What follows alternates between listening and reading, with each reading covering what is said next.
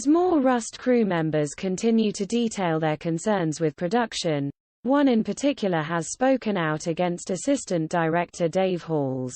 In a lengthy exposé about the conditions in Santa Fe, New Mexico, where the movie was filming before it halted following the fatal shooting of cinematographer Halyna Hutchins, a digital utility technician named Jonas Huerta admitted to feeling anxious on set because of Hall's alleged fast-moving pace. "I also feel anxious on set. I've seen firsthand our assistant director rush to get shots and he skips over important protocols," Huerta wrote in his email to the LA Times.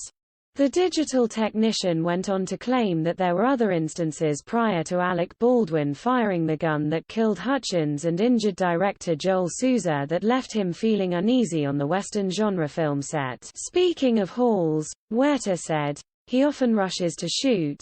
I've had more than a few occasions where I have been close to the weapons being fired with no regards to my hearing.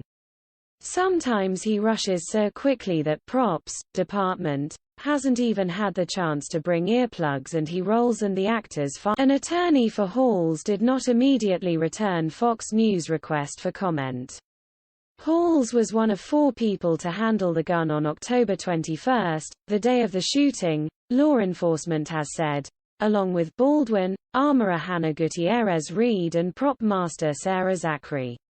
On Monday, Halls broke his silence on the matter, offering a statement to the New York Post. "Halyna Hutchins was not just one of the most talented people I've worked with, but also a friend," he said. "I'm shocked and saddened by her death." The filmmaker continued, "It's my hope that this tragedy prompts the industry to re-evaluate its values and practices to ensure no one is harmed through the creative process again." Halls didn't provide any details of what he thinks might be reformed or how changes might have helped avoid what happened on the set of Rust. Furthermore, he said that he's overwhelmed by the love and support and added that his thoughts are with all who knew and loved Halyna.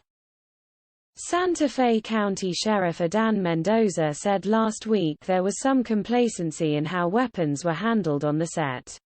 Investigators found around 500 rounds of ammunition, a mix of blanks, dummy rounds and suspected live rounds, even though the set's firearms specialist, Gutierrez-Reed, said real ammo should never have been. Gutierrez-Reed said through her attorneys that she didn't know where the live rounds came from and blamed producers for unsafe working conditions.